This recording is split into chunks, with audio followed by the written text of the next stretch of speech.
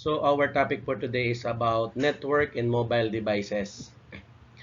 Actually, there are networks all around us. So transportation networks, cellular networks, data networks, cable television networks, and the telephone network. As it is very simplest definition, a network is a system for moving objects of information.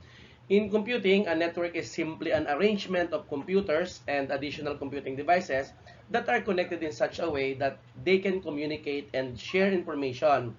Individual networks can be also connected to other networks, and this practice is referred to as interconnecting. So a network can consist of 2 to 3 computers in a single room, while an internetwork can consist of millions of computers connecting across the globe. Now, the lesson objective. In this lesson, you will examine different types of networks, explore subscription and contract costs, and examine connection technologies and hardware. You will also learn how to configure and use voicemail and how to manage mobile data usage. In completion, you should be familiar with the benefits of networking, basic data network,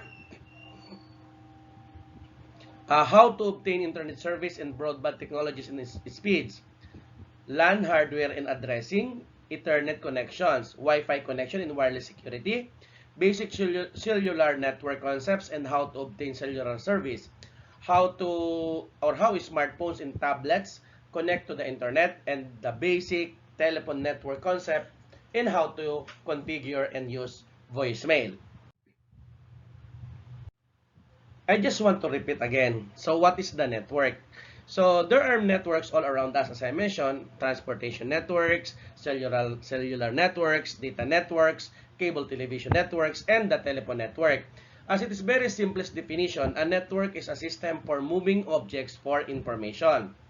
In computing, a network is simply an arrangement of computers that are connected in such a way that they can communicate and share information. Individual networks can also be connected to other networks, and this practice is referred to as internetworking. A network can consist of 2 or 3 computers in a single room, while an internetwork can consist of millions of computers connected across the globe.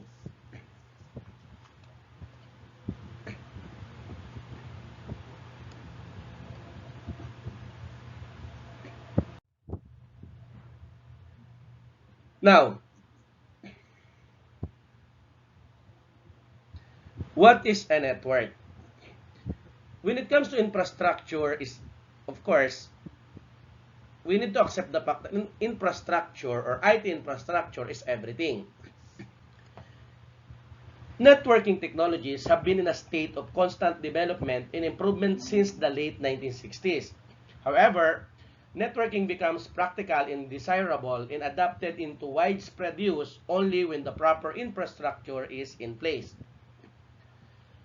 Infrastructure is the basic underlying physical structure or framework needed for the operation of a service or an enterprise. In the case of networking, infrastructure is the hardware that supports high-speed communication and data transfer.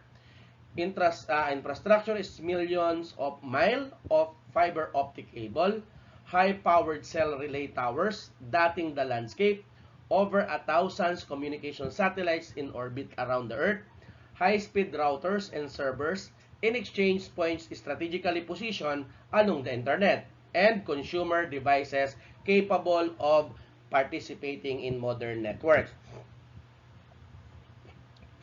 It has taken that over 50 years and billions of dollars to build the infrastructure that our modern networks rely on today. And today, modern networking technologies and networks evolve and expand at an amazing rate because now, finally, there is sufficient infrastructure in place to support that type of growth.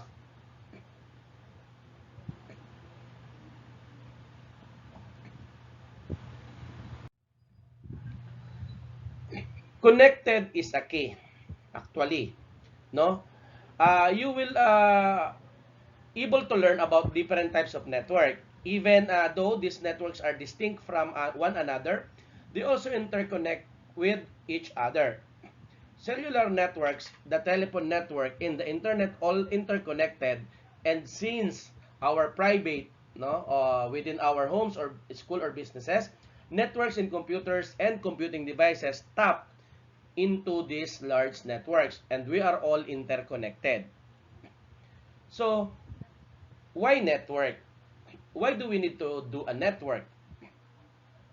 Networks are in wide use today because they are practical and useful. They enable users to share many things, of course, including files. For example, if Betty can create and store a file on her computer in her fellow network use, Barney can open and work with Betty's file without having to obtain a copy of the file. Resources. Printers and scanners are commonly shared on a network. An entire officer can share one or two printers, eliminating the need to purchase and attach a printer to each computer. Internet connections. Networks within a home or office allow several users to share an internet connections.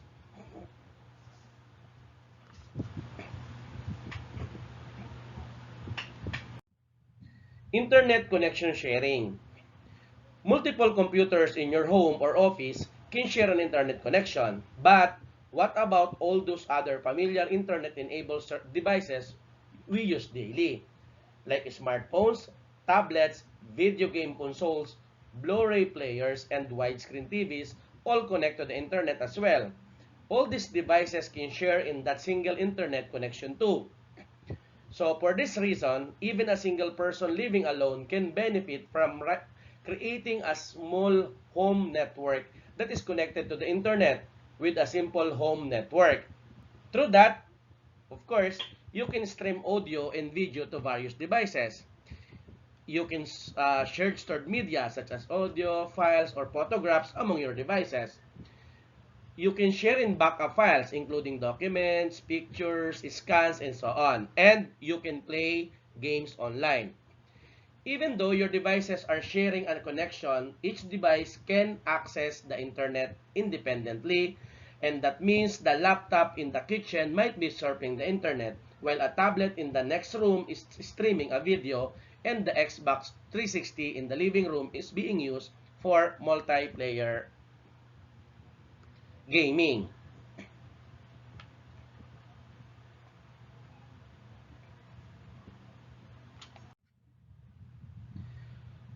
Before that downloading and streaming of data, actually, before getting too far into our networking discussion, you should have a clear understanding of the difference between streaming and downloading.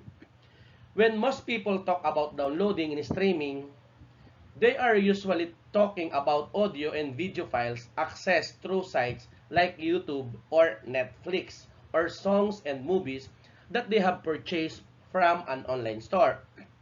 When we say downloading, it is a process of copying a file, any type of file actually, from a server on the internet to your device. When you download the file, you can access it, of course play it, and anytime you like, even when you do not have an internet connection, once it is already downloaded to your devices. Downloading, however, takes time. Video files can be quite large actually, and high definition or ultra high definition. Movies border and tremendous, weighing it weighing in at several gigabytes. Depending on your internet connection, files of the size can take hours to download. You also must have sufficient storage space on your device for the download file. How about the streaming? No? Uh, Streaming actually is the process of having a file delivered to your device in a constant and steady stream. Streaming is like listening to a song on the radio. You can listen to it as soon as the stream starts. No waiting, of course, but once the song is over, the task is complete. The file is not copied to and stored on your device. That is, you cannot save stream content. Streaming requires an internet connection. Now, the basic network technology. Homework or home networks, school networks, business networks, and even the internet are data networks. They transport data from one location, so for computing device, to another. This data is prepared to transfer through a process called packetization. That is, the data is broken down into multiple pieces called packers. And these individual packets are sent across the network, and when they arrive at their destination, they are reassembled into their original form.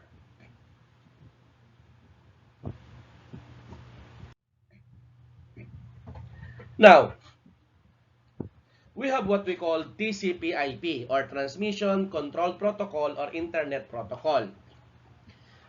The mechanism that controls the process of breaking data down into packets, sending it across the network, and reassembling it when it reaches its destination is a networking protocol called Transmission Control Protocol or Internet Protocol or TCP/IP. Don't let the word protocol intimidate you, because a protocol is simply a set of rules that enable devices to communicate with one another in an agreed upon manner. All major operating systems like Windows, Mac OS X, Linux, and Unix use TCP/IP as their networking protocol.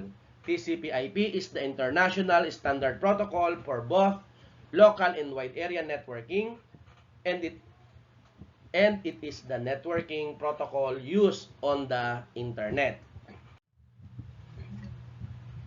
Now, you've heard many times about LANs and WANs. No? LAN stands for local area networking and WAN stands for wide area networking. There are two basic types of network relevant to our discussion. Again, that is LAN and WAN.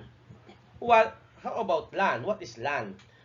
A local area network is a private, local setup. Your home network or a small office or school network is a LAN. LAN are private networks. Again, LAN comes in different sizes but are generally confined to one geographic location. While wide area networks are networks that connect computers in multiple locations using communication lines owned by a public carrier, such as the phone company or an internet service provider like Globe, Smart, PLDT, and others. For example, Abante company might own a LAN in the Bulacan office and a LAN in their Batangas office. In order to connect these two LANs, Abante company might lease high-speed lines from the phone company, or Abante company might use the internet to connect their two LANs.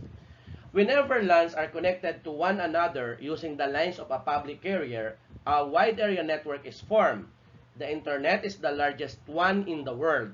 It connects individual networks from around the world to one another using public communication lines. WANs are public networks. Maybe you've heard already the IP addresses or IP address or Internet Protocol address. In order for the computers connected to a network to communicate with one another, each computer requires a unique address. And this address is called the Internet Protocol address or IP address. Each computer on the local network and each computer on the internet has an IP address that distinguishes it from all other computers on the network. A typical LAN IP address looks like 192.168.1.1.04. On other, each website has its own IP address which is associated with an easy-to-remember text address called a URL.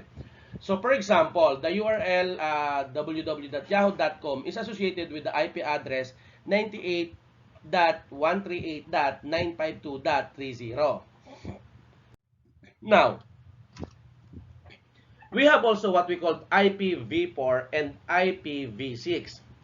These are two versions of Internet Protocol. If we have, for example, cell phone like iPhone 7, iPhone 8, iPhone 10, iPhone 11, and so on and so forth. Same with IP address. Again, we have IPv4 and IPv6. IPv4 is used predominantly in North America and Europe, while IPv6 is used in Asia and other countries like Philippines because the number of available IPv4 address is rapidly running out. Support for IPv6, even in countries where IPv4 is currently used, is a requirement. IPv4 addresses are written in decimal form as a series of 4 decimal numbers separated by periods. The LAN IP addresses show as I show a while ago in IPv4 addresses.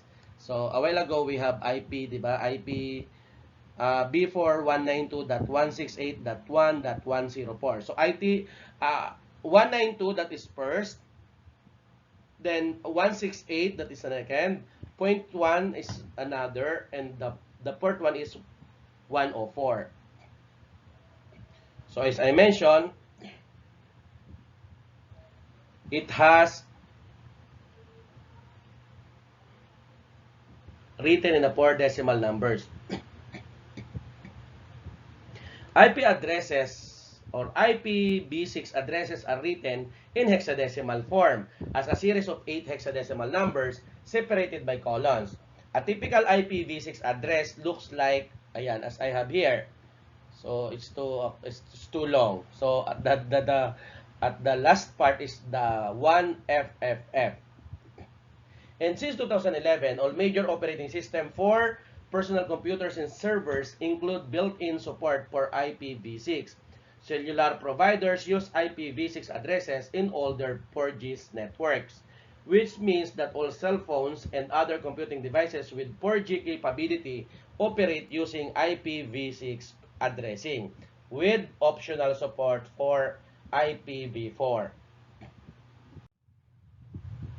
So finding your IP address. If you are having connection difficulties and need to request help from your IT department or from your ISP, Internet Service Provider, you may need to find your IP address.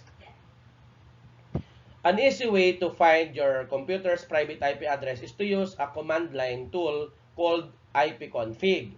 And this tool display a wealth of information about your system's network settings. It run within a command prompt window o yung the DOS window. The following configures shows a computer that has 2 network connections, and one is a wired or Ethernet connection and other is a wireless connection. Again, we had what we call wired or Ethernet connection, and the other is wireless or Wi-Fi connection. So as you can see here, this will be an example of your IPv4 address as with arrow or red arrow actually, and we have the IP address for link local IPv6 address. So at the top, the IPv4 address, and the lower part is the link local IPv6 address. You can also view your IP address from the Windows Network and Sharing Center. What you're going to do, just right-click Start Control panel, then click View Network Status and Task to open the Network and Sharing Center. Your connections display in, of course, as in our slide.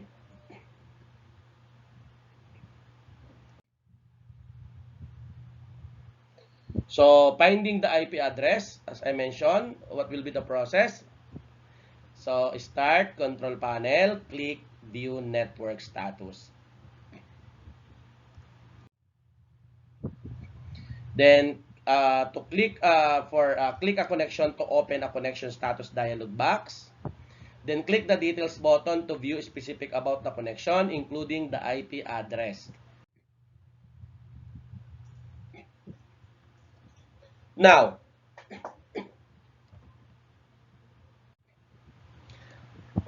accessing the internet from your school office is easy because the internet service is already running and you can access it either through Ethernet or Wi-Fi. However, at some point, someone at your school or office had to decide which service to purchase and then arrange to have it set up. Actually, if you want to add internet service to your home, you will need to decide which type of service you want, how fast you need that service to be, and how much you would be willing to pay for it. So for instance, for example, in my home in Bulacan, uh, I prefer to use a PLDT, no, the smart, because in that place, specifically in our place, in our subdivision, we have a faster connection if we are using smart or the PLDT.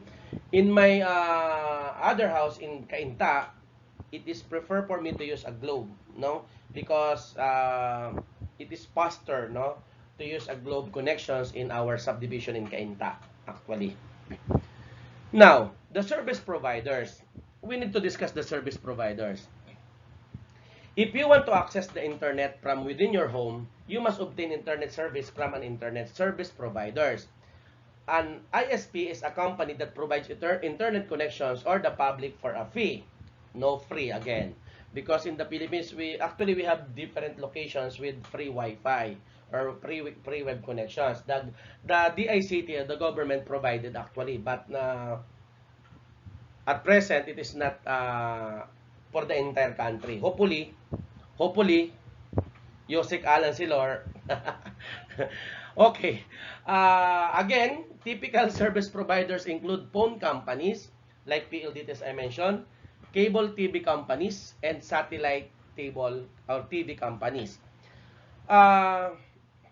These telecommunication companies provide an internet connection, usually for a monthly subscription rate and generally through a broadband connection.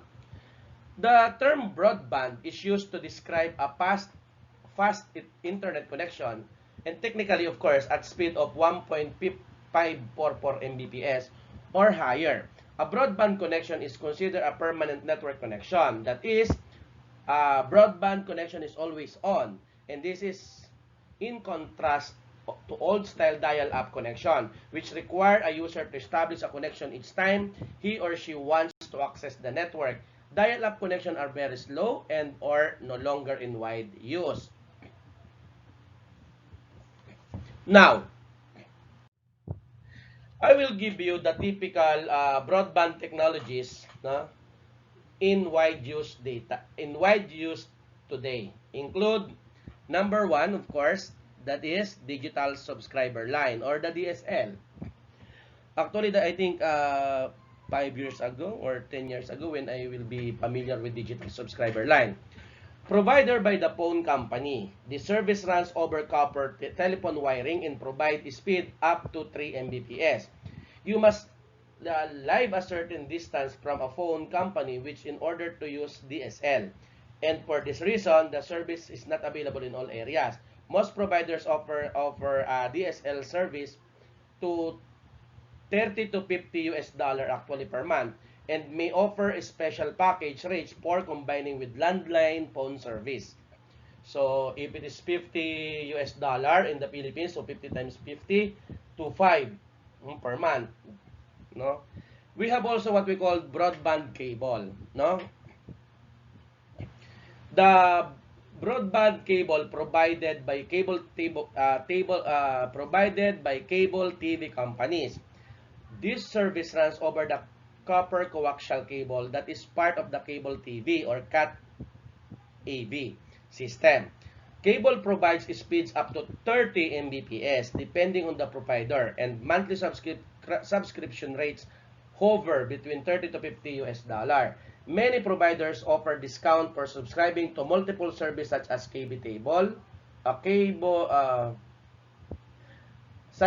cable TV, internet, and internet-based phone services.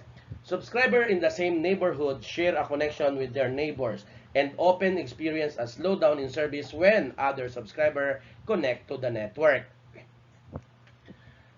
Another one, of course, is the fastest one, is the fiber optic service or the FIOS. Provided by several telecom companies such as Verizon, FIOS, AT&T and CenturyLink. This technology runs over fiber optic cable. This service is also called fiber to the home from $30 up to $100 per month, depending on the provider and the package. In your home, the fiber optic line connects to an optical network terminal or ONT, which can split the signal to provide services for internet, televisions, and telephone. The functions of the ONT is the same as the functions of a broadband modem.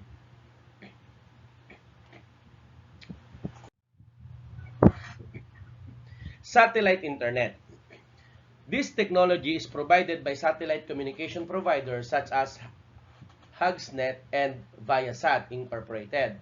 This technology involves three satellite dishes, one at the server provider or service providers hub, one in space, and one attached to your home.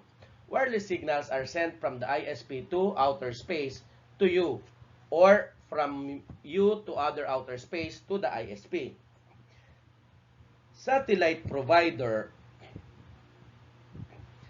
offer speed from 5 Mbps to 15 Mbps and cost from $50 to $100 per month depending on which tier of service you choose.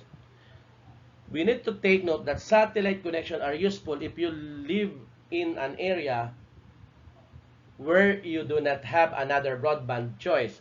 However, satellite connection do not support VPN, and satellite plans must adhere to a monthly data allowance. If you exceed the monthly allowance, for example, if you stream a lot of HD video, the provider will slow down your service.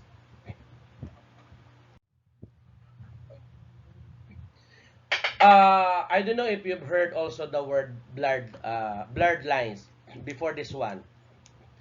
Blurred lines, at one time, there was a clear-cut distinction between service providers.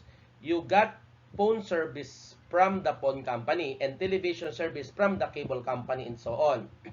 Today, however, partnership among TV, internet, and phone providers makes it possible to bundle services that provide one-tap or one-stop shopping.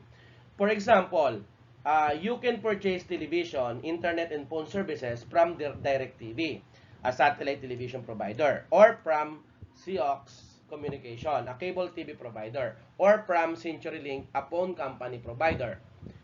In the Philippines, actually, we are using AT&T, maybe, and at the same time, a different company like Smart Globe, no, and others. So, which service should you use? It would be great to be able to simply purchase the fastest internet service available. However, internet service can be expensive and sometimes you need to find a balance between what you want and what you need. Additionally, not all types of services may be available in your area. In order to make an intelligent choice about finding a suitable internet service package, you should understand a few things about broadband speeds and about determining how much speed you actually need. Upload speed and download speed. The term uploading and downloading refer to the process of sending information from one computer to a browser loads or to a server. Again, the term uploading and downloading refers to the process of sending information from your computer to a server or uploading. In the process of receiving information from a server, that is downloading. Again, sending information from your computer to a server, uploading. Process of receiving information from one server, downloading. Most users download much more information than they upload. Accordingly, most server providers offer service with two speeds. Number one is the downstream or download. Data moves downstream as it reaches you from a web server. When your browser loads a web page, or when you stream a movie to your laptop, you are downloading. Downstream services are usually tremendously faster than upstream services. The upstream or upload, data moves upstream when you send or upload information. For example, in my YouTube account or my YouTube account, if I downloaded, if I uploaded my content, no, for my students to view my discussion or presentation, that is what we call upstream. When you enter a URL or uniform resource locator into your browser address bar, or you fill in and then submit an online form, or you are uploading. Typical broadband speeds, not the common broadband speeds. Broadband providers advertise their top download speed with the word up to. This is because the top speed is almost never experienced by subscribers. Take note of that.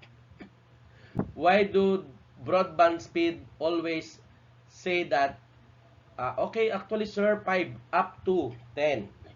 Because the top speed is almost never experienced. So, if your Mbps is 15 to 20, do not expect that you can attain the 20 speed. Even though each broadband technology is defined by a specification, that list is top speed.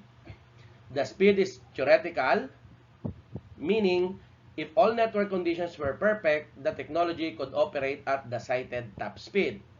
Several factors affect network performance. The condition of the wires in your neighborhood affect the speed, as does the network equipment you are using in your phone or home.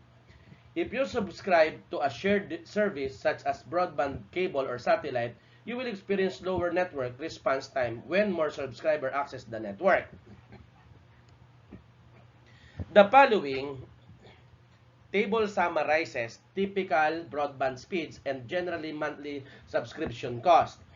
Remember that pricing can vary widely and that you can often achieve more affordable rates if you bundle services. So as what we have here, so for DSL, up to 3 Mbps, cable up to 30 Mbps, FiOS 3 Mbps to 50 Mbps, and for satellite 5 Mbps to 15 Mbps. So we have a pricing and we have a comments at the right side. How much speed do you need? Determining how much speed you need is really about considering what you want to do. Do you want to play online games? Or do you want to stream audio and watch streaming HD video through Netflix and YouTube? Or are you more the type to send a few emails and play solitaires, Minesweeper, and other games? If you want to stream HD movies from Netflix, for example, Netflix recommends that you use a 5 Mbps connection for a good quality of 1080 pixels stream. This amount of bandwidth is sufficient for one user. However, if you have multiple users streaming video to different devices, then you need more. If you want to stream ultra-high definition videos, then you need 25 Mbps connections. Imagine that.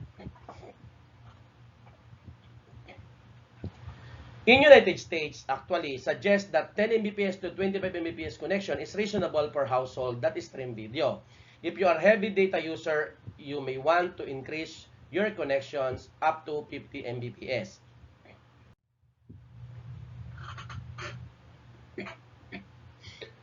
Prior to this one, maybe you're asking how to choose a provider or choosing a provider.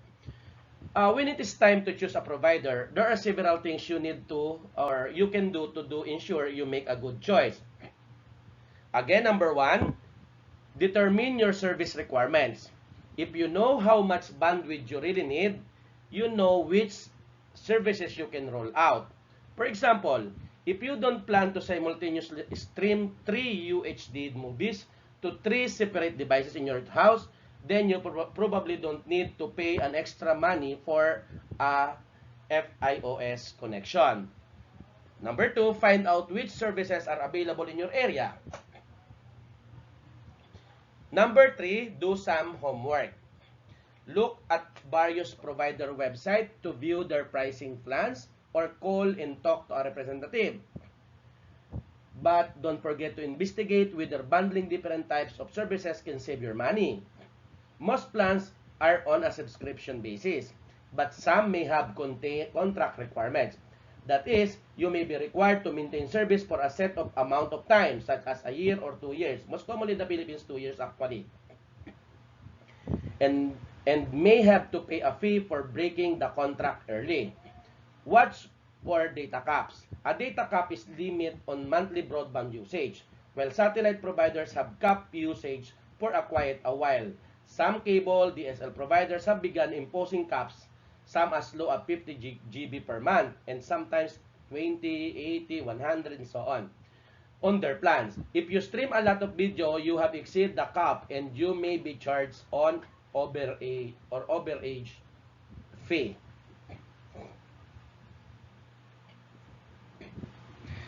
Testing your connection speed is also important, no? For example, you're asking, Doc, how could I find out if I have a 30 Mbps speed or 10 Mbps or 20 Mbps? Once you have subscribed to a broadband internet service, you can check the speed of your connection at any time. Most provider maintains tools on their website that test and report connection speed. You can also go to the third-party connection speed testing site such as speedtest.xfinity.com or testmy.net.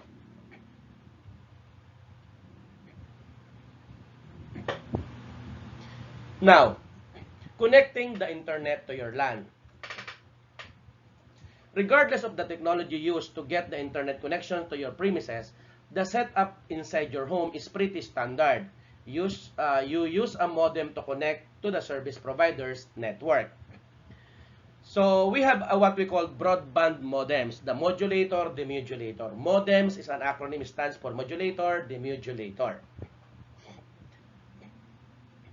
A broadband modem converts the incoming signal from your phone line, cable line, fiber optic line, or satellite dish into a digital signal that can be sent to a computer if you do not have a home network, or to a broadband router if you have set up a home network. The modem is the place where the private LAN connects to a public one. The modem is a connections point which has two sides or faces. As what we have here, from the internet to internet service provider to your modem. No? The internet and ISP is the wide area network, and the LAN, the modem, and your computer is the local area network. The one side of the modem faces your provider's network, and the LAN side of the modem faces your private network, and you connect your LAN system to the modem using Ethernet cable. In many implementation, a modem includes only a single Ethernet port, which allows you to connect only one computer system to the internet service. However, if other implementations, a modem may also include wireless functionality, allowing other systems within your LAN to connect. Sometimes these devices are referred to as wireless gateways. And this type of modem include built-in routing functions and are actually modem router combinations. And you learn about this type of functionality in our next discussion. Broadband routers. If your broadband modem provides only a single Ethernet port and does not support wireless connection, and you want to share your internet connection among multiple systems in your LAN, then you must add a broadband router to your network. Most broadband routers include at least 4 Ethernet ports of wired connections, and they have built-in wireless functionality, allowing additional system to connect wirelessly.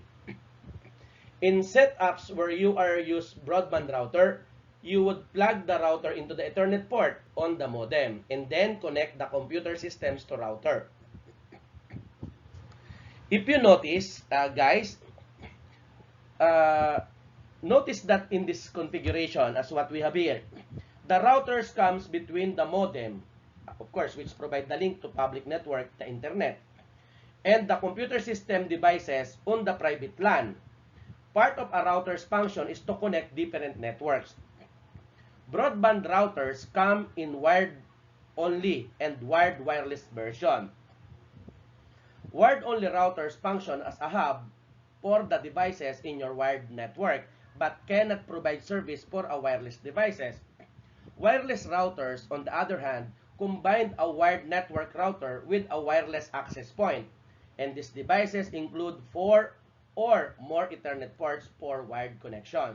And they have a built-in Wi-Fi transmitter receiver which enable them to serve as wireless access points to the network for wireless devices.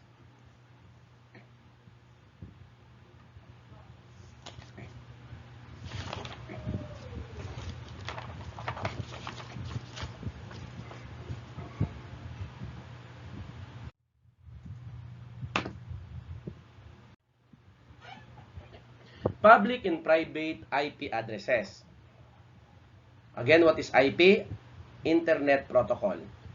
There are two types of IP addresses. A public IP address, also called an Internet Addressable Address, is one that will be unique on the Internet.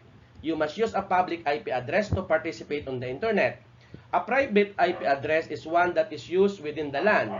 And there are three ranges of IPv4 addresses that are reserved for a private use. The most commonly used range is 192.168.0.0 to 192.168.255.255. Private addresses within LAN must be unique, but only within the LAN itself. That means any network can use these addresses. Systems within your private LAN may use the exact same addresses as those in your next door neighborhood's private LAN without causing any problem, because these are not the addresses that your network actually uses to access the internet.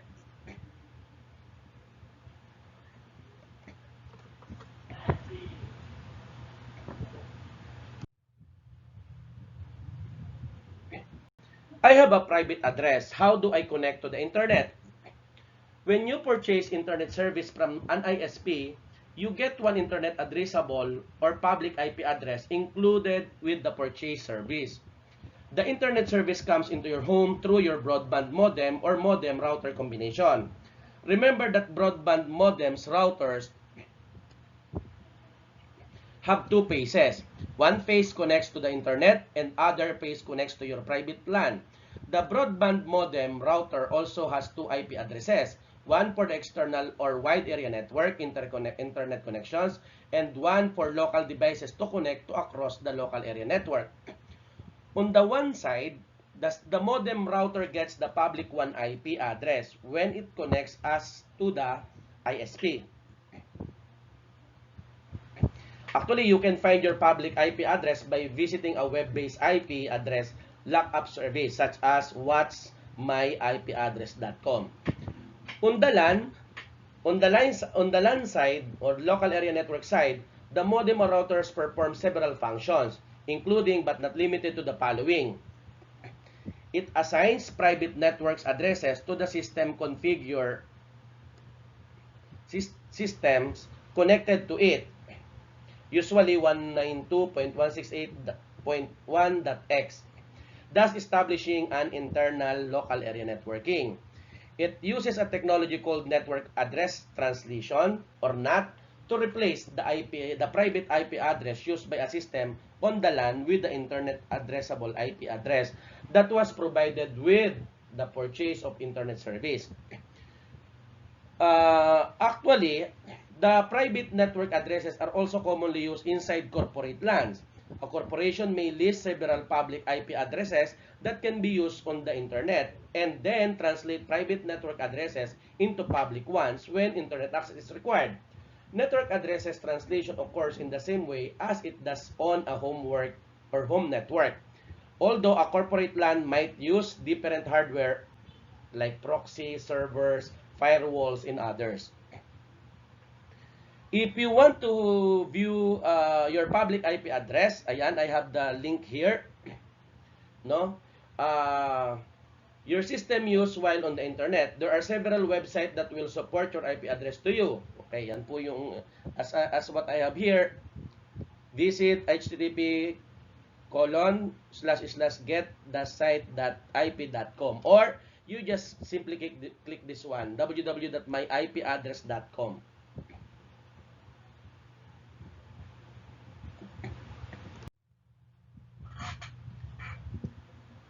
Before we're going to discuss the wired connection Ethernet, I just want to give you some important points about IP address. It's just an additional inputs for you. There are important things to understand about IP address or Internet Protocol addresses. An IP address is not permanent. IP addresses are assigned to computers on the network for a specified period of time. In other words, an IP address is linked to a computer. If you were to move a computer from one network to another, its IP addresses would change. Again, if you were to move a computer from one network to another, its IP address would change. An IP address provides information about the computer. It is linked to and about the network that the computer is participating in. A computer must have an IP address to connect to the internet, and an IP address must be unique within the network. When a system is connected to the internet, its IP address must be unique on the internet.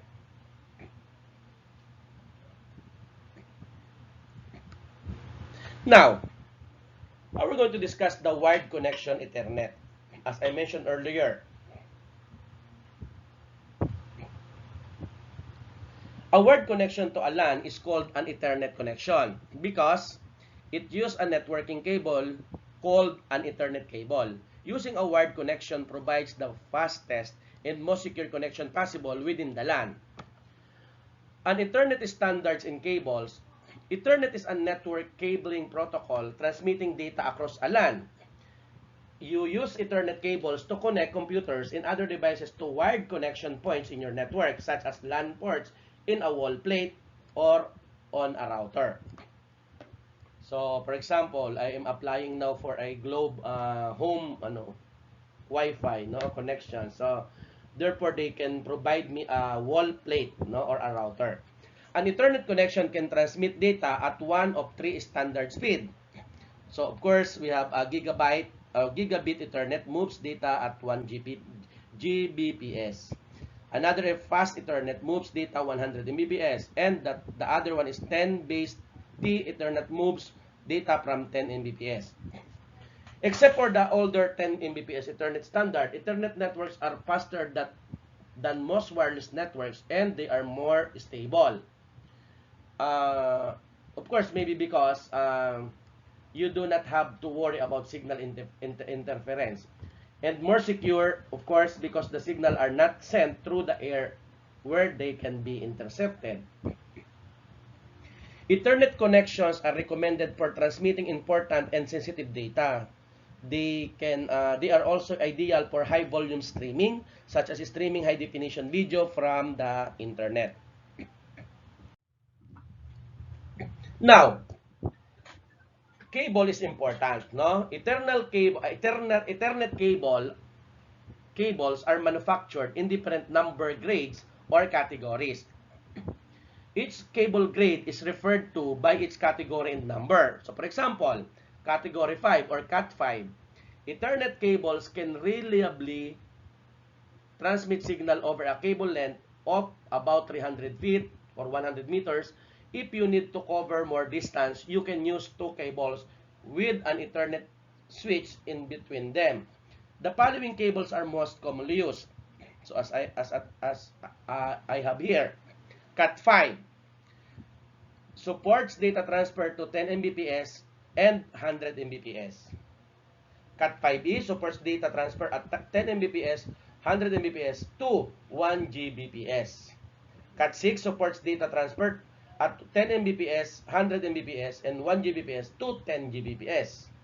Cat 6a, same as Cat 6 but designed for reduced signal interference. So, for traffic, so if you have a streaming, there is certain traffic, of course. So, it's better for us to use Cat 6a. We have also what we call network interface card. In order to make an internet connection between your computer and your home, school, or company wired LAN, your computer must include a network interface card. A NIC sends and receives data back and forth between your computer and the network, and it includes its own Ethernet port. NICs are manufactured to support various data transfer rates such as 10 Mbps, 100 Mbps, and 1 Gbps. The faster NICs are backward compatible, meaning that they can slow down to match the speed of other equipment on other network. I just want to share that the speed of a single network connection is only as fast as its slowest link. This means that if you have 50 Mbps internet service, a high-speed router, and Cat 5e cable, but your NIC is an ancient 10 Mbps version, your connection speed will be 10 Mbps.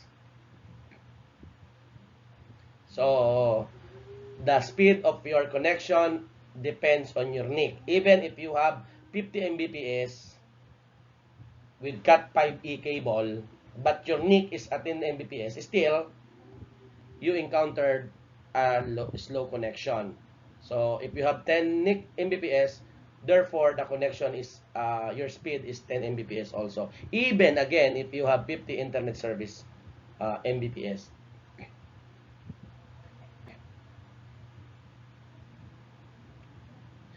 Actually, a NIC may built into a device. As it in the most desktop computers and some laptops, or it can be added to a device either internally or externally. You can add an internal NIC to a desktop system by opening the case and inserting the NIC into a slot on the system board. So we have an example of a NIC here, or NIC.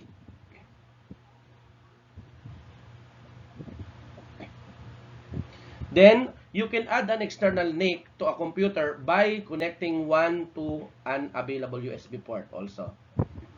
Connecting to the wired network is as easy as plugging in the cable. Most devices you connect via Ethernet automatically detect the network connection and will perform any necessary configuration. Of course, such as obtaining an IP address automatically. When you use a wired connection, a wired network icon will display in the Windows 10 taskbar actually.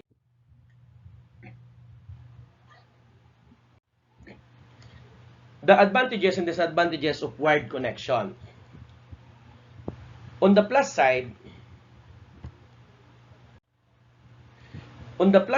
wired connection are faster than wireless connection. They are secure and they are reliably reliable. Wired connection are ideal for handling a large volume of traffic. The main drawbacks to using wired connection are that they are require cabling. The cabling can get messy and can get in the way. Stringing cables across the middle of the floor is never a good idea because you can trip over them and pull them out of their connection ports. And this makes it necessary to run cables behind walls or under the carpet or through the attic. These are tasks most homeowners are reluctant to undertake on their own. Additionally, wired connections are not portable. For example, if you must connect your laptops to a port on the router in your living room, you will not be able to take your laptop to another room or out of the patio to work if you want to maintain your network connection. In short, Ethernet connections are not convenient.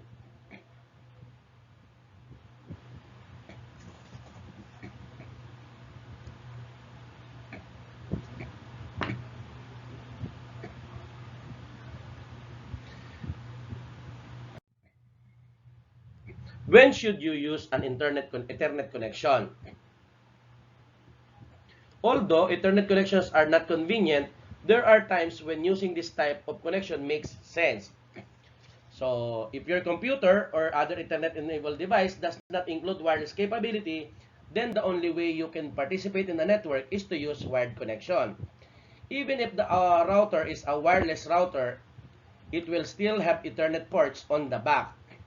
If you require the fastest speed possible, wired connection are faster. A gigabit Ethernet connection is more than twice as fast as the fastest wireless connection.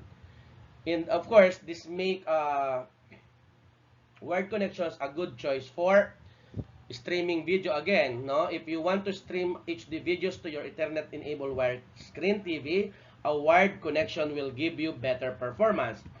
Downloading or uploading large files such as digital photos or video files. and playing high-performance real-time online games.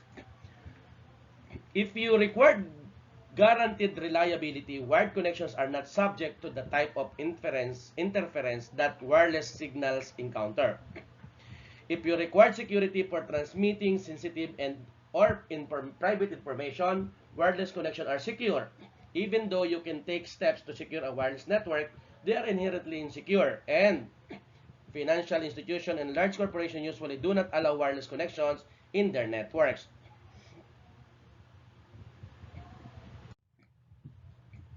Adding a shared printer to the wired LAN.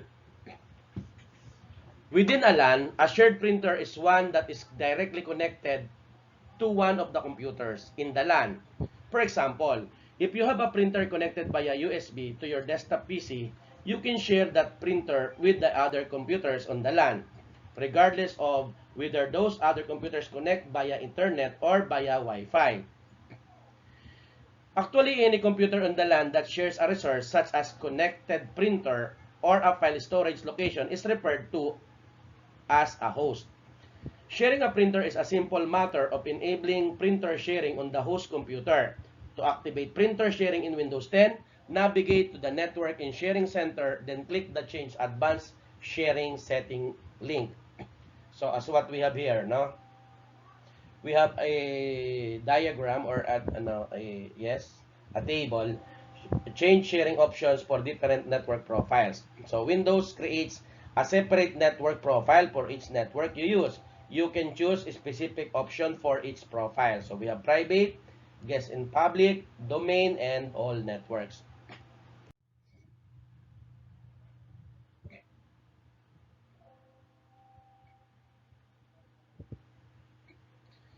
Actually,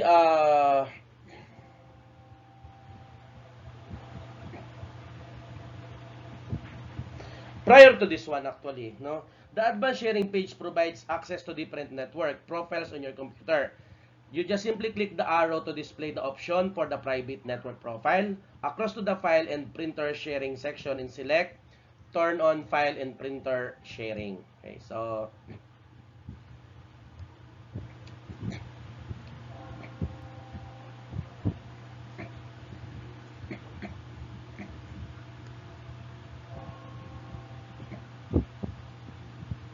that this will be the example actually of what I have mentioned.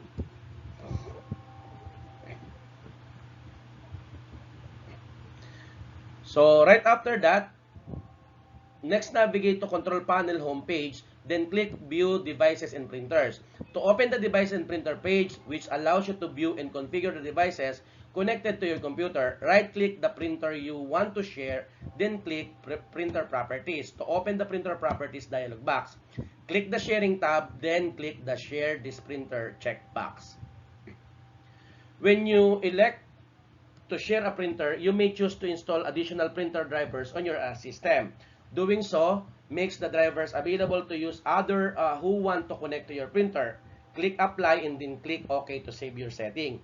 You should understand that when you share a printer, other computers connect to that printer through your computer. Your computer must be turned on and logged into the network in order for anyone else to use the printer. And you can clear the share this printer checkbox at any time to stop sharing the printer.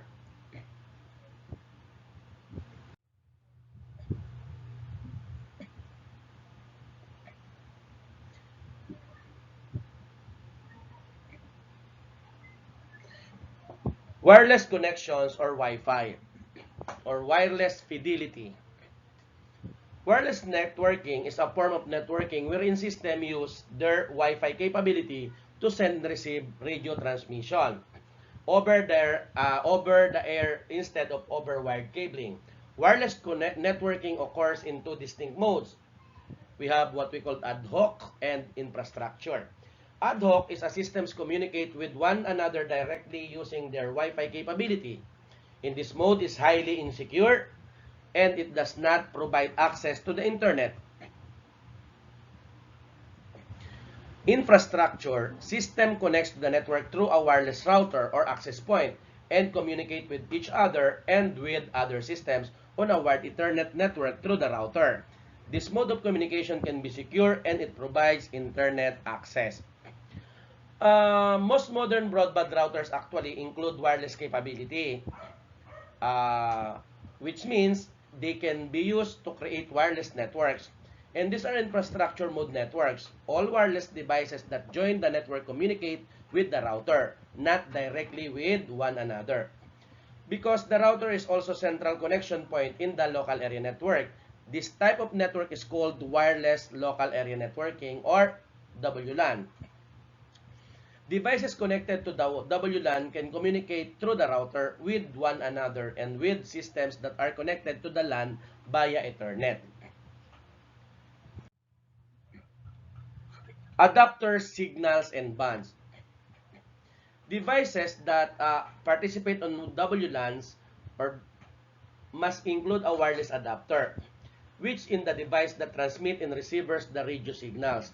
When you power on a wireless device, it picks up signals from the wireless networks within the vicinity and display the name of each available network.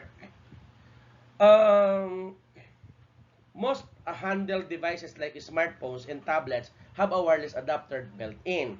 For computers and laptops that do not contain one, you can either install one in a slot on the system board or you can connect one through a USB port.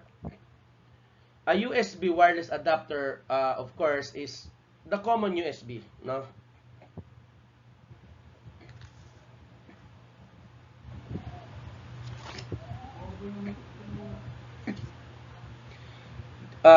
Devices on WLANs use one of two different radio frequency bands, the 2.4 gigahertz band or the 5 gigahertz band. The 2.4 gigahertz band is also used by many other types of wireless devices, such as cordless phones and baby monitors. And these devices can sometimes cause interference with WLAN signals. Radio signals actually also weaken as they can farther away from the transmitter. As you move near the edge of a transmission range, your wireless networking connection will get slower. Objects such as walls or floors through which a signal must pass can also reduce its range. The wireless standards. Again, Wi-Fi short for wireless fidelity, or acronym is wireless fidelity. It is the consumer-friendly name we use to refer to a family of standards for wireless equipment and transmission technologies. These standards are part of the 802.11 wireless networking standards. So, if you wanted to have an Wi-Fi connections through different ISP providers, no, or the IS providers, try to look with their Wi-Fi standards. So if you prefer, for example, for like me, no, I am applying for 10 Mbps, 20 Mbps actually. So therefore, 802.11 only, no. So because 802.11a, that is 54, 11b 11 Mbps, 11G 54, 11N 450, and 11AC is 1.3 Gbps. And stated also at the right side is the frequency band per Wi-Fi standards.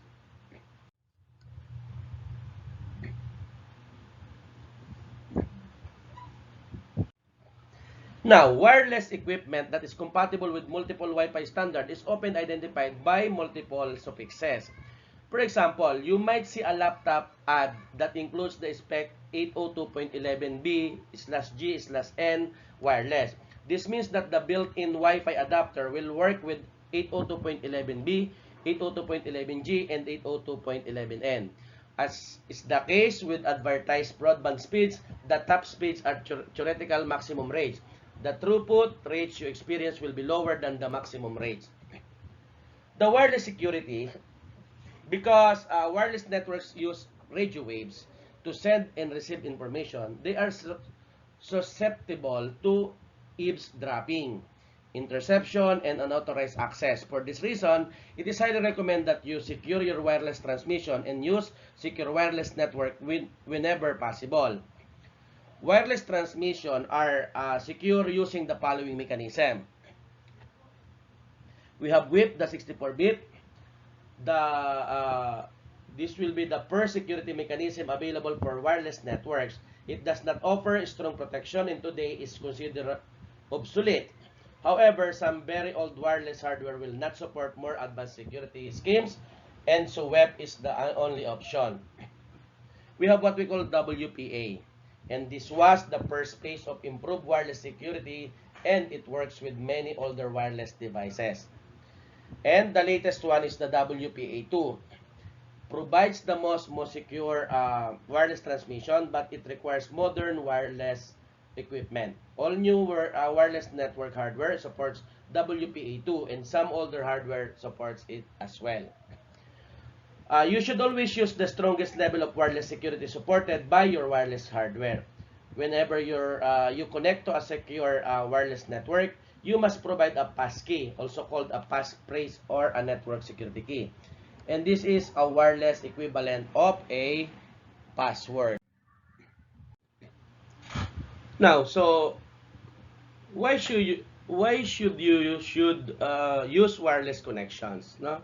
When should you use wireless connections and why? The beauty of wireless connection is that they are so convenient. There is no cable to string through a room or route behind a desk. And wireless connection allow you to work anywhere you like, on the sofa, in your bedroom, or out in the backyard, assuming the signal is strong enough. In most instances, using a wireless connection is a matter of choice.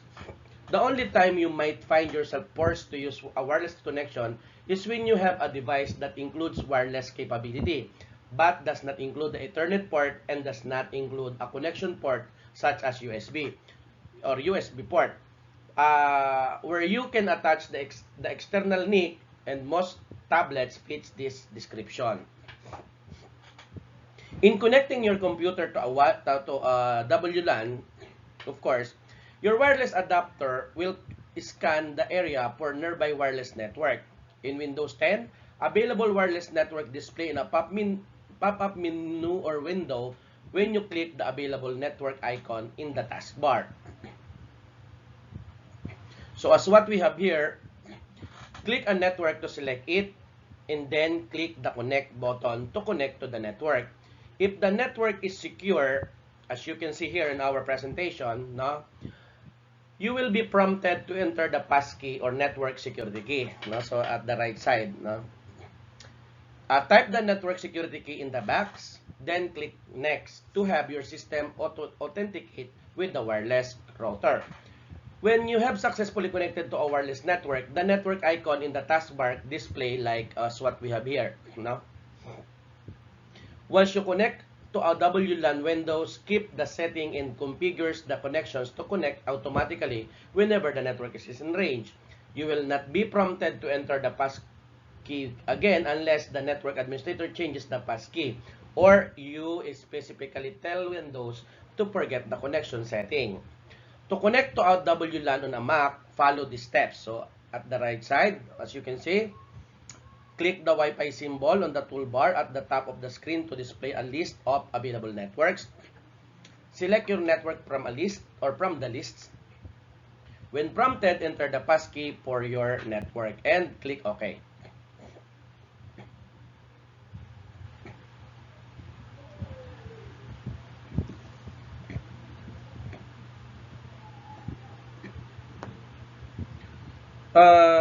Connecting your handheld device to a WLAN. So for example, you have smartphones.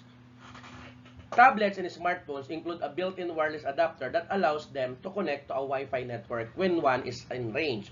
Connecting your device is as easy as turning Wi-Fi on, selecting the desired network in the list of available networks, and then entering the appropriate passkey if the network is secure.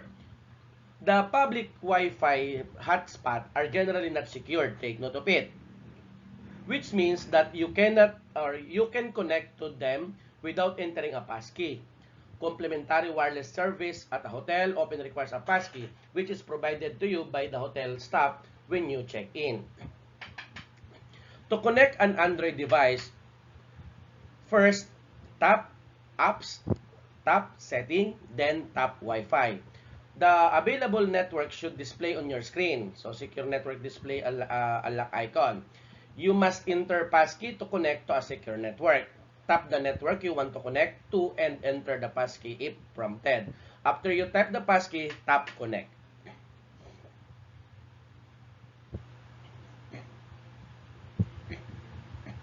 Then, once you have been authenticated, connected, display below the network name. The connect an iOS device, follow the steps.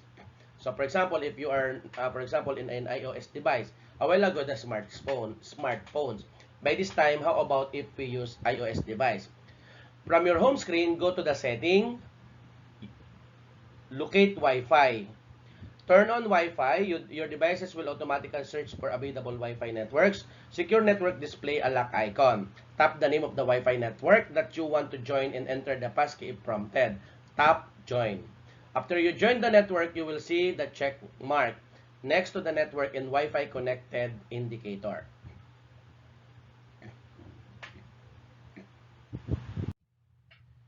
The Wi-Fi protected setup. Most wireless router include setup capability through Wi-Fi protected setup or the WPS. WPS is wireless network standard that used to connect wireless services to your WLAN by pressing a button on the router. Actually, the WPS button is usually designated by two opposite facing arrows, such as the common, no, actually. WPS works only on WLANs that use WPA or WPA2 for security. Both the router and the device must be WPS enabled for the process to work. Don't forget to press the WPS button on the router and then press the WPS button on the device. They identify each other and make all necessary configuration settings automatically. And this is especially useful for adding devices such as network printers to a WLAN. It is not always a straightforward process to advance through the configuration screens on a printer in order to enter a WLAN passkey. WPS makes the process fast and easy, of course. Adding a network printer to the WLAN. Unlike a shared printer which is directly connected to the host computer on the network, a network printer is connected to the router.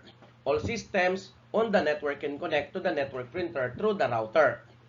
In order to be set up as network printer, the printer itself must include either a wireless adapter or an Ethernet port or both. Most printers sold today have wireless capability built in. With most newer printers, the setup is very simple. You take the new printer out of the box, turn it on, and perform the normal first-time setup steps, such as removing any internal packaging and inserting link to toner, and then wait for a printer to automatically detect and connect to the WLAN. Some older printers may require that you first connect via USB to one of the network computers and run an installation utility, and enter the printer's IP addresses, and enter the network security password. If both your printer and your router support WPS, then you can press the WPS button on the router and press the WPS button on the printer.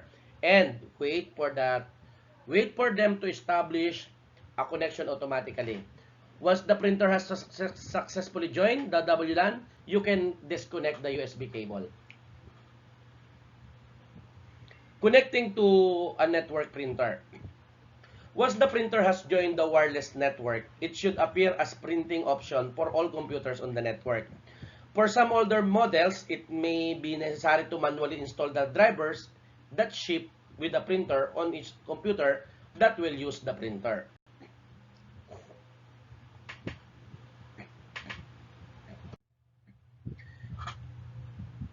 The cellular networks. Cellular networks carry voice, text, and digital data through the transmitting and receiving of radio frequency or the RF signals. At this heart, A mobile phone is a two-way radio and it sends and receives signals as it moves through a network of transmitters and receivers. A mobile phone is a two-way radio and it sends receive signal as it moves through network at transmitter and receivers. Again, think of all the cell towers you see as you travel to and from work or school each day. And these towers are part of the cellular network infrastructure. Cellular carriers or providers own and separate these towers and the network they form. Each cellular network is divided into thousands of overlapping geographic areas called cells. You can think of it as mesh of hexagonal cells like honeycomb. Each cell has its own base station at the center and the cells overlap at the edge to ensure that users always remain within range of a base station. Layout makes it possible maintain a call as you travel out one cell and into another. The base station at the center of each cell acts as network hub only for that cell, not for the entire network. Radio signals transmitted by a phone are received by the base station, where they are then transmitted from the base station to another mobile phone. The base stations are connected to one another and calls are automatically transferred from one base station to another as callers move between cells. Each base station is also connected to the landline telephone network and can relay mobile calls to landline phones. Cellular networks are also connected to the internet of various points where different large networks exchange traffic, enabling you to access the internet on your smartphones through your cellular provider.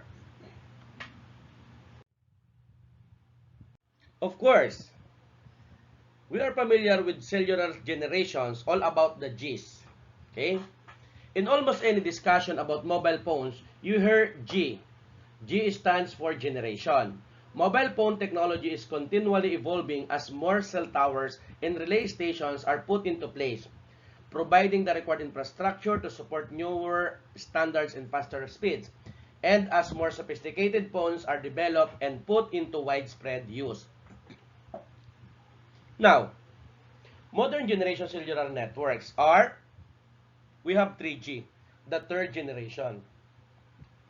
The 3D networks transfer data up to 2 Mbps and almost as fast as DSL, which make it practical to use a mobile phone to surf the internet, and use web-based application. 3G is considered the minimum requirement for using a smartphone today. That is, if you want to use your smartphone for anything other than voice calls and text messages, you must be on the 3G network. The fourth generation or 4G. Things start to get a little sticky there or here. The 4G standard promises speed in excess of 1 Gbps when you are stationary and 100 Mbps when you are highly mobile, such as when you are using your phone while traveling in a car. However, at the time of the release of the 4G specification, these speeds were unheard of. At the time of this writing, there are no true 4G cellular networks. Then, of course, we have LTE and 4G LTE, fourth generation.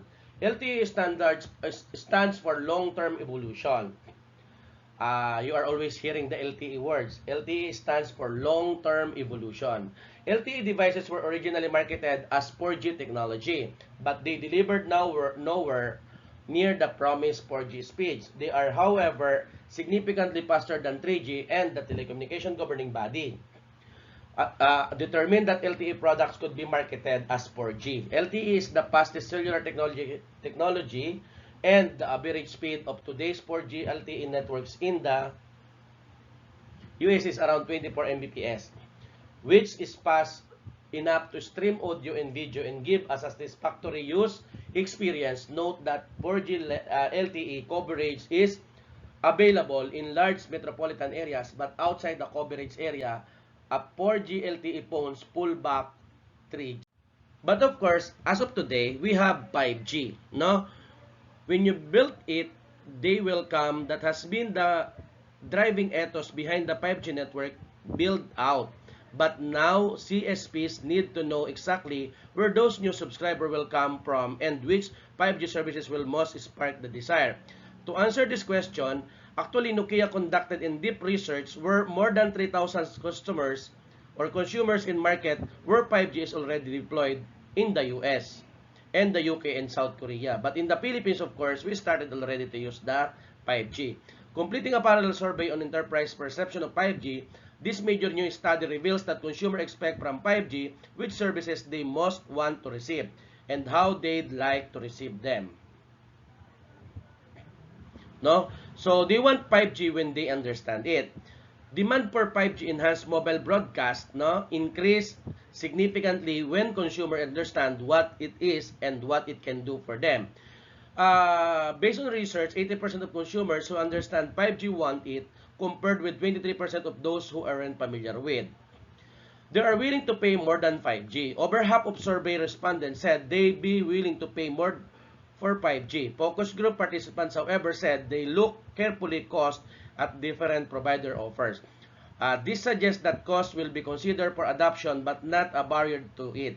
And consumers show unwillingness to pay more if they understand the 5G differences.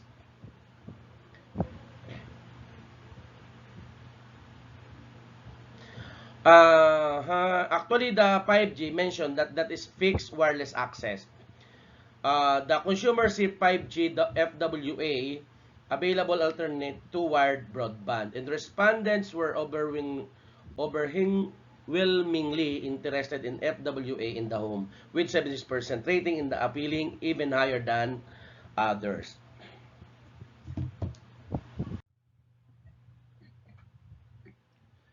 The cellular carriers. A cellular carrier is a cell phone company that provides cellular service to mobile phone users. In the USA, the four biggest cell carriers are AT&T, Sprint, T-Mobile, and Verizon. There are, of course, numerous other in the States, and worldwide, there are over 30 large carriers who each service hundreds of thousands of subscribers. In the Philippines, we have Globe, Smart, of course, and some other, no? But most commonly used is Smart in Globe. Actually, before we have Sun, but it's already merged with Smart, no? Now, a carrier use either the Global System for Communication or the GSM. Again, GSM stands for Global System for Communication. GSM is not galing sa magnanakaw, no? Radio System for the Code Division Multiple Access or CDMA. Radio systems for each cellular network. These systems differ in technology but offer the same services. The carrier types is, of course, there are different types of cell carriers, no? The GSM, no, carriers. These all cell companies are use GSM networks, and their phones identify with the carrier network through the use of a SIM card. And this makes it easy to user to swap GSM phones and retain their phone number and account information. CDMA carriers. These cell companies use CDMA networks, and CDMA phones use an ESN or electronic serial number to identify with the carrier network. If a user wants to change to another CDMA phone, he or she must contact the carrier and perform an ESN change. We have also what we call prepaid carriers. These are carriers that change up front fee for services and are run by either a CDMA or GSM carrier or by a third-party carrier who piggybacks services of a major carrier network. TracFone is a well-known prepaid carrier in US. Popularly prepaid carriers in the US include Cricket, Virgin Mobile, and Straight Talk Wireless. Again, sa Pilipinas, we have Smart and Globe. Note that GSM and CMDA are not interoperable. Most phones designed to work on one type of network cannot operate on the other. Some newer phones include circuitry that will accommodate crossover. For example, this could allow you to use a CDMA network in the US and also connect to GSM network while you are traveling in Canada or in any other places.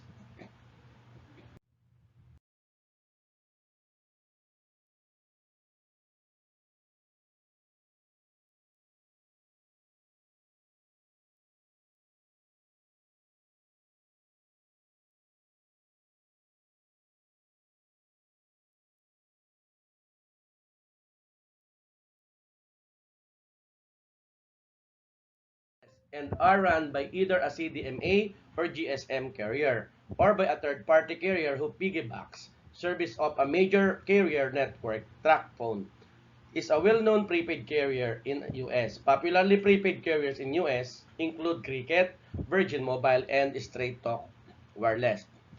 Note that GSM and CDA are not interoperable. Most phones designed to work on one type of network cannot operate on the other. Some newer phones include circuitry that will accommodate crossover. So for example, this could only allow you to use CDMA network in the US and also connect to GSM network while you are traveling in Canada and other countries. Actually, in the Philippines, you are now allowed to use different prepaid carriers in one cell phone. Especially if you are not using a phone from a postpaid. But if the postpaid, for example, if your postpaid plan is already finished with the contract for 2 years, you are allowed to use other networks actually in the Philippines.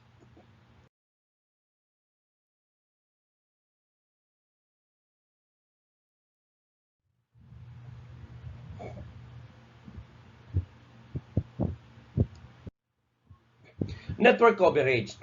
One of the factors you might take into consideration when trying to decide which carrier to use is network coverage. Different carriers have different coverage areas depending on how they have built their cell toward infrastructure. Coverage area is important for service. That is, you can get service on your cell network if there are none of your carrier cell towers in the area. Now, cell carriers make arrangement with each other so that when you wander outside of your carrier cell coverage area, you can obtain service on other carriers network. However, you will have to pay a special fee called a roaming charge with their whenever this happens. I remember last time when I visited other countries, so I bring my CP. I am not actually totally aware with that I need to ask the provider, the ISP provider, to make my cell phone in a what we call this one in a roaming, no, in a roaming settings. So therefore, when I get back here in the Philippines, I encountered 60,000 bill. Imagine for 3 days. So instead of settling the account, I suggested the actually I filed a considerations, but for how many years they were not able to settle my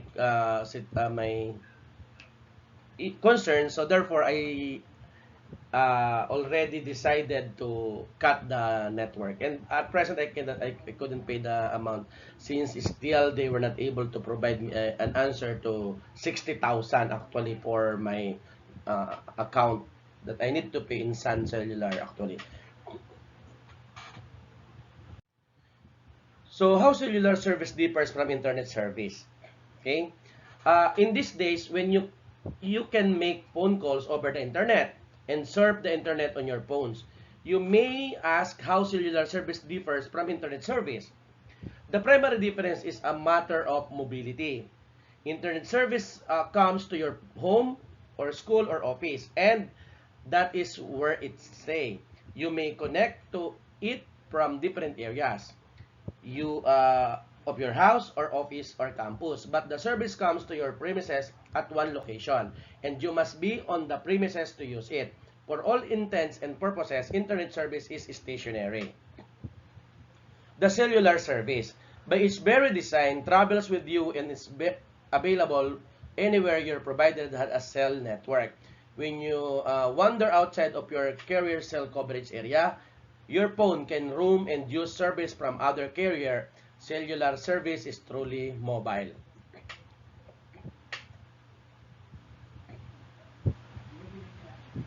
Obtaining cell service. Uh, when you want to purchase a cell service, you are faced with a dizzying number of options. Do you want to sign a contract or go month to month? What type of service plan do you need? And will you use add-on services? Or explore some of these options. The contract services.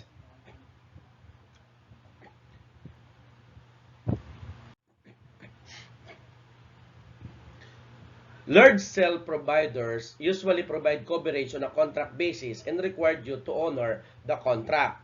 That is to continue paying for service for a specific length of time, usually 24 months or 2 years. Contracts are per line of service. That is, if you want service for 2 phones, one for you and one for your significant other, you must purchase 2 lines of service and therefore sign 2 contracts. One for each line. When you open a new line of service, you have to pay an activation fee. Early termination fee. If you cancel a contract before the 24-month period has been reached, you are required to pay a substantial early termination fee. Actually, in other country, no, in one carrier plan, for example, if you cancel anytime during the first 7 months of the contract, the early termination fee is $350. The fee is reduced by 10 US dollar per month between months 8 to 18, reduced by 20 US dollar per month between 19 to 23, and reduced 60% in final month of the contract term. What is the benefits of contracts? The benefit of signing a contract for service is that carriers often make the latest model phones available at little or no upfront cost to you when you sign up for a line service. The cost of the phone is then rolled into the monthly service charge. However, carriers generally apply discounts to your contracts so that you pay a substantially reduced price for your phone. Additionally, once the contract period ends for a particular line of service, you are free to upgrade to a new phone, again for a little or no upfront cost and at a substantial discount, as long as you renew the line of service contract for another 24 months. The contracts vary widely, or contracts vary widely. Carriers offer widely different contract plans. Okay? It is important to do a little homework and investigate what is available. Get clear answers on contract terms and conditions before you sign any paperwork. We have what we call prepaid services. The prepaid carriers provide a cellular service on a month-to-month basis and do not require users to sign a contract that obligates them to continue to pay of service for a certain number of months. Prepaid plans are good for people with no credit history or with poor credit history because no credit check is required. There is usually no activation fee required either. Additionally, you may find a prepaid plan attractive because there is no overage fees. You buy your minutes, and when you use them up, you cannot make any more calls, except for emergency service calls, or receive any more texts until you purchase more minutes. Leftover minutes from 1 month usually roll over to another next month. You should check the details of your plan carefully to see how leftover minutes are handled. If you use cell phone only occasionally, you do not need to purchase large quantity of minutes. You should, however, check to see if there is a time limit imposed on unused minutes. For example, do unused minutes expired after 3 months? And some carriers offer prepaid plans that offer unlimited minutes. On these types of plan, you may pay a set amount every month on a month-to-month basis instead of buying minutes as you need them.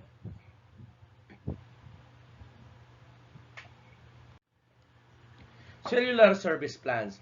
Because cellular service provides for voice, text, and data, service plans include these 3 elements in their pricing points, depending on which plan you choose. Generally, these are referred to as talk. No? Refers to sending and receiving voice calls. Some plans allot a certain number of free talk minutes per month and then charge a specific amount per minute for every minute that exceeds the allotted number of minutes. Other plans allow for a limited number of voice calls every month. Text. It refers to the sending and receiving of text messages or SMS and picture and video messages MMS. Some plans allow for a certain number of text messages per month and charge a fee for each text message that exceeds the allotment. Other plans allow for unlimited text messaging every month. Of course, the most important one, the data. It refers to information that you upload and download to and from the internet. This includes app, updates, notification, GPS information, as well as email. Uploading or downloading large files, streaming audio, and streaming video. Most carriers provide several options for data plans, each allowing a certain amount of data, of course, measured in GB or MB or KMBP, per month or a per month fee. If you download more than your allotment, you will charge for its additional GB of data. Some carriers also offers plans that allow for unlimited data use. We need to take note that if you use a basic cell phone as opposed to a smartphone, you are not required to purchase a data plan. However, if you use a smartphone, you must buy a data plan as part of your service package unless you sign up for a Wi-Fi only. A smartphone plan. On this type of plan, you will pay of any and all data that you download over the cellular phone. Actually, you can purchase a plan for each phone, or you can purchase one of many family plans that allows on the line service on the particular account to share plans, minutes, text, and data. Most carriers offer plan for smartphones, basic phones, and data devices such as cellular-enabled tablets. And these devices can access the cellular network because they have their own line of service. But you cannot use to make phone calls. Sometimes we have plan add-ons, no? Many carriers also offered add-on features that you can purchase for each line of service, including international calling plans, extra data, insurance plans that protect against theft and damage, and the ability to use your phone as a mobile hotspot.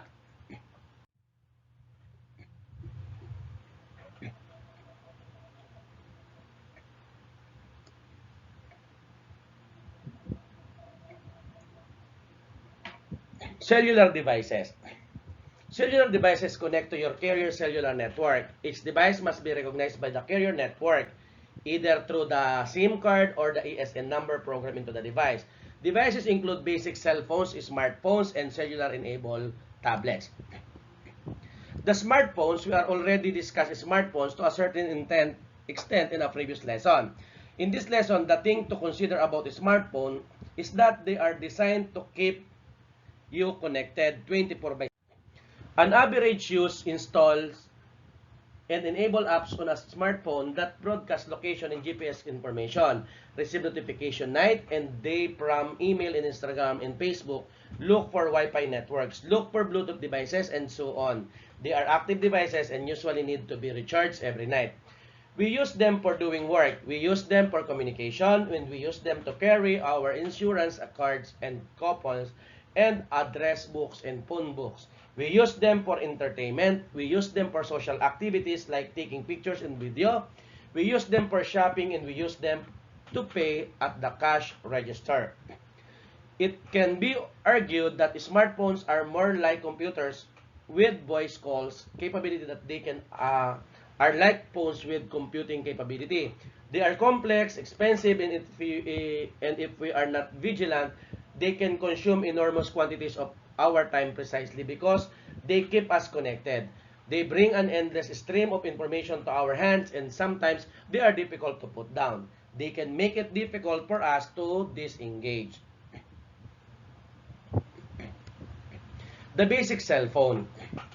The basic cell phone, or think of the old model flip phone, is designed primarily for making and receiving voice calls.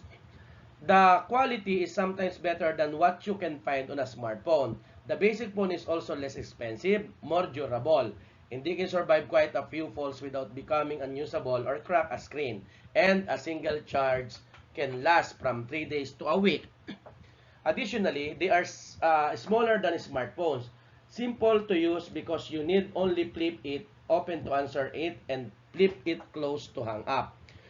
And secure because they cannot be used to store a lot of personal information like banking account and credit card information the way smartphones can. Although you can use a basic phone to access the internet, the functionality is quite limited since they are not designed with large colors, display, and touchscreen capability. To check your email, you can use the phone built-in email client, or you can use a web browser and navigate to a web-based email site such as Gmail, Yahoo, or For people who do not wish to be connected all the time, a basic phone is viable choice. The cellular-enabled tablets. A cellular-enabled tablet looks and feels like a standard tablet, and it can even connect to a Wi-Fi just like a regular tablet. But it has the extra capability of connecting to your carrier's cellular network. A cellular-enabled tablet includes a SIM or is a program with an ASN so that it can connect to the carrier network. To use a cellular-enabled tablet, you must purchase a separate line of service for the tablet and a data plan. In some cases, you may be able to share a data plan between your tablet and your phone. It depends on your carrier. The tablet will decide or will be assigned a phone number for identification purposes, although you won't be able to use it to make voice calls. Cellular-enabled tablets run a mobile operating system, such as Android or iOS, and can run the same apps they run while they are using Wi-Fi. Having a tablet with cell service allows you to use the tablet for internet-related tasks anywhere. You are no longer limited to areas where you can get a Wi-Fi signal. And most cell tablets have LTE capabilities or now 5G, which make them ideal for streaming movies and music.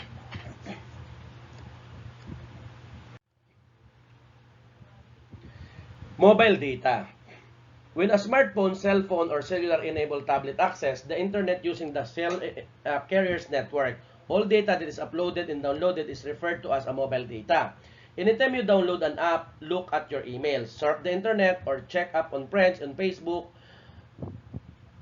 Twitter, Instagram, LinkedIn, and others, you are using mobile data. Cell carriers allow you only so much mobile data per month, as dictated by the terms of your data plan. If you go over your limit, you have to pay a fairly hefty price for the overage. For example, on the Verizon network, you must pay 15 USD for each GB of data over your allowance. And whether it is full GB or not, you pay for the entire GB. If you are more than 1 GB over, then you pay 30 US dollar and so on. Mobile data can be very expensive, even though it is the same data that you can access on Wi-Fi for no charge.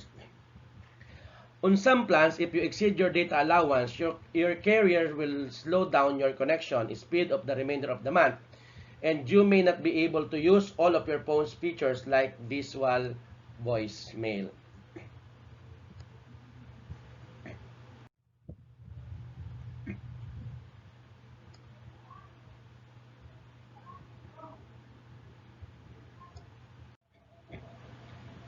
Hardware phones.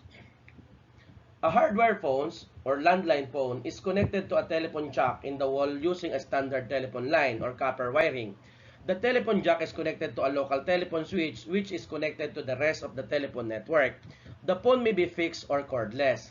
A cordless phone is different than a mobile phone. A cordless phone handset sends and receives wireless signal from the cordless phone base station, but the base station itself is connected by a wire to a telephone jack. For set monthly service fee, you can call anyone in your calling area without additional charge. Calls outside your calling area are considered long distance and usually incur an extra charge based on the duration of the call.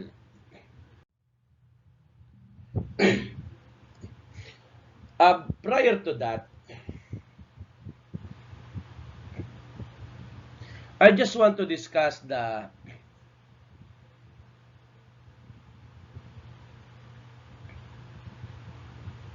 on how to enabling the Wi-Fi. Enabling Wi-Fi on your mobile device.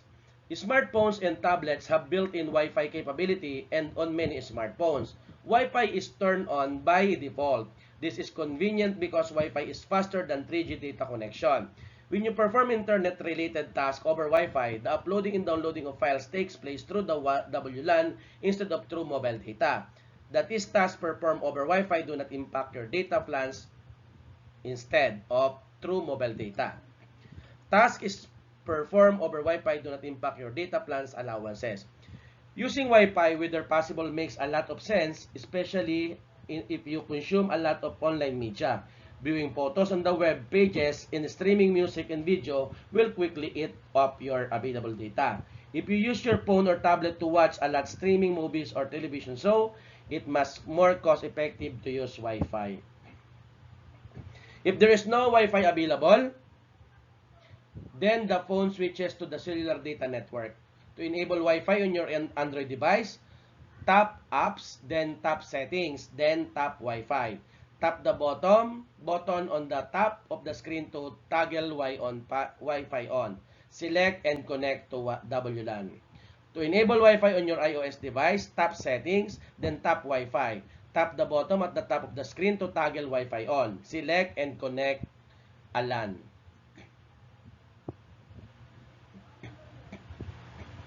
Turn off mobile data. Additionally, smartphones and cellular-enabled tablets measure your data usage and include mobile data setting.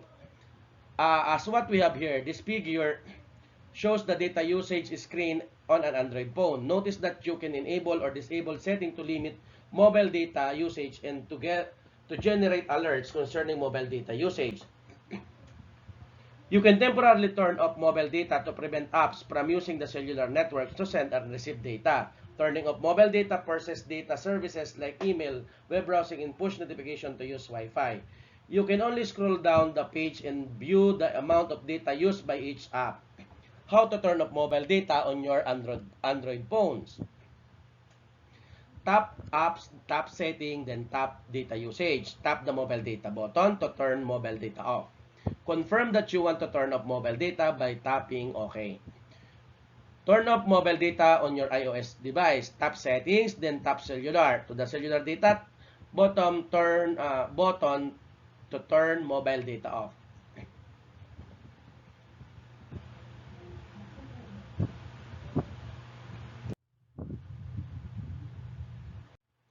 Hardware phones. A hardware phone or landline phone is connected to a telephone jack in the wall using a standard telephone line. So, this will be the advantages and disadvantages of hardware phones. Landline phones require voltage for ringing and dialing, and this power is delivered from the telephone network through the phone lines itself. For this reason, you can use a landline phone to place a call even during a power outage. VoIP phones, which use the internet, are dependent upon routers and modems, which has required AC power. You cannot use a VoIP phone during power outage. Another advantage of landline services is that the service is extremely reliable and provides excellent sound quality.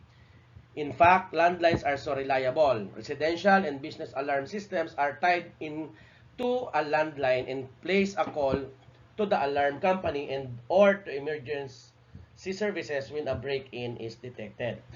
An obvious limitation of a landline phone is that the service is not portable. The phone must be connected to the telephone jack. The private branch exchange or the PBX or PBE actually, but PBX. To save money on leasing public telephone lines for its employee, many businesses lease a few lines from the phone company for making outgoing calls and use a private branch exchange to manage internal calls among their telephones. A PBX is a private telephone switch. It allows businesses to create their own internal telephone numbering scheme and to keep all internal calls separate from the telephone network. Business can also save money on phone lines using the IP version of PBX. This is called an IP PBX and performs the same function as PBX except that it's designed to work with IP phones. If your business, schools, or organization uses PBX, then you use short code dialing, that is dial only the extension to reach anyone within your office or campus.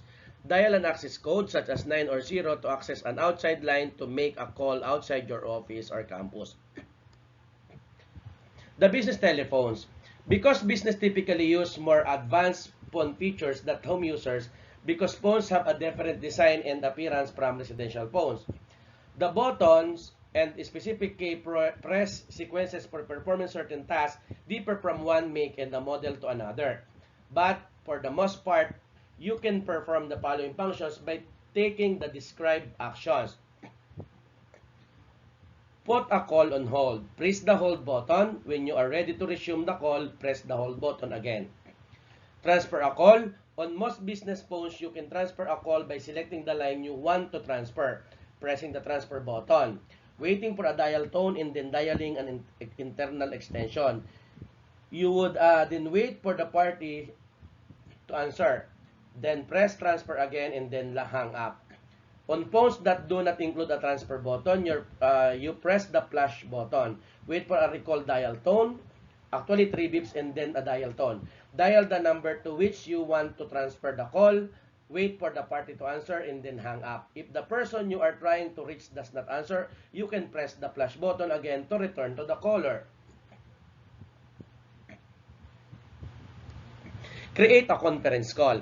A conference call involves at least 3 parties in above. While you are on an active call, press the conference button, dial the number of party you want to add of the call, then press conference again so that all 3 or more of you can converse on the call.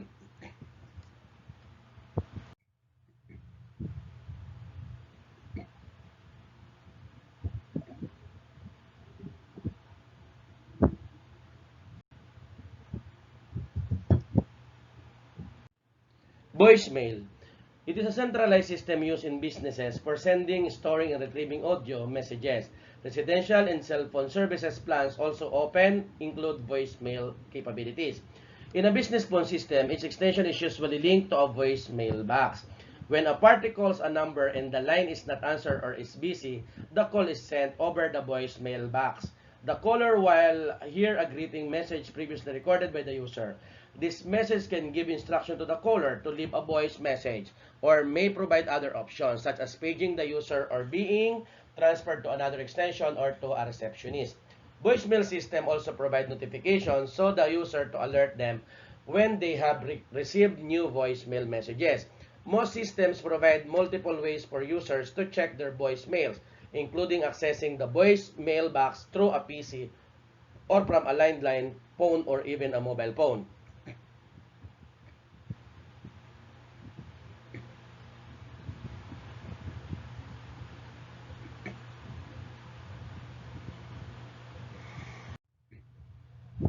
Configuring your voicemail. Voicemail system guides you through a menu of options and choices. Listen to the voice prompts and follow the instruction. At various points, you will be asked to record information, after which you are usually given the options to keep your recording or to discard and record again. You indicate your choice by pressing a specific key on the dial pad. For example, you might be instructed to press 1 to keep your recording or 2 to discard it and record again. The first time you configure your voicemail, you may be prompted to state your name slowly and clearly and to create and confirm a PIN code that you will use later to access your messages and configure your greeting messages. Follow the voice prompts to record a general meeting and any supplemental greeting such as an out-of-office message. The voicemail configuration program will guide you through setting up greetings messages and turning specific ones on or off. A suitable business voicemail greeting should include the following information: your name, department, and company name. A brief apology that you cannot take a call right now. An invitation to leave a message. An indication of when the caller can expect a return call. Any additional options that might be available to a customer such as your website address or the name and the number of the associate within your company.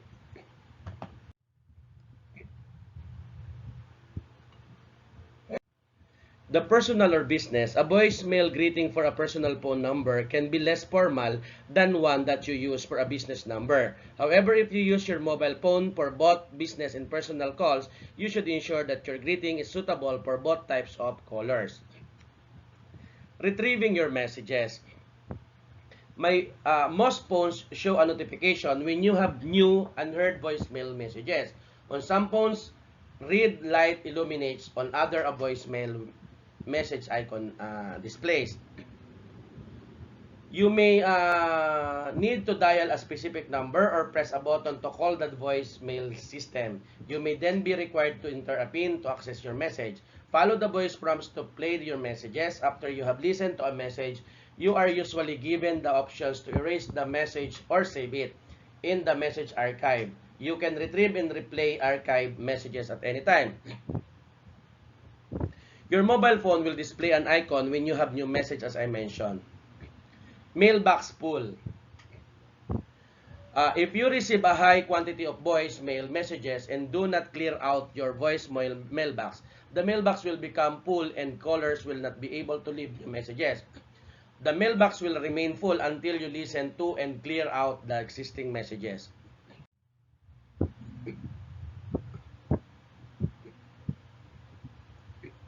Leaving a clear voicemail message.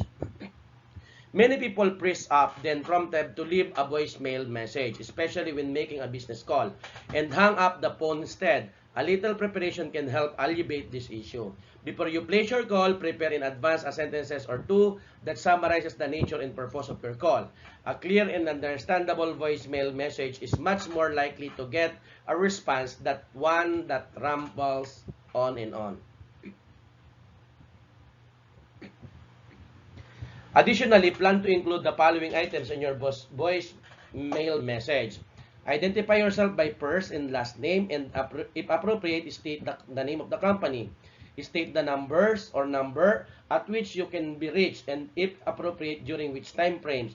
You might also provide your email address if you are willing to accept a response via email. Mention the date and time you are calling. Briefly describe the nature and purpose of your call. Ask the person to call you back at their earliest convenience. Repeat the number at which you can be reached. Thank them for their time. And it is not difficult to leave a clear, concise message, and usually great appreciated. Okay, so this will be, I will discuss the, again, additionally plan, and of course, identify yourself, state the number, mention the date and time, briefly discuss the nature and purpose, ask the person to call you back, repeat the number, and thank them for the time. So this will be my references. CCI Learning Solutions, of course, 2016, page 89 to 122. Avanti M, Basic Office Application, Anvil Publishing Incorporated. Avanti M, 2019, ICT Empowerment, MS Office Application, Unlimited Books Incorporated. Thank you once again and good luck. Enjoy to the rest of the semester. I hope that you'll be able to learn and you have an idea already about the network and hardware devices. Thank you and God bless.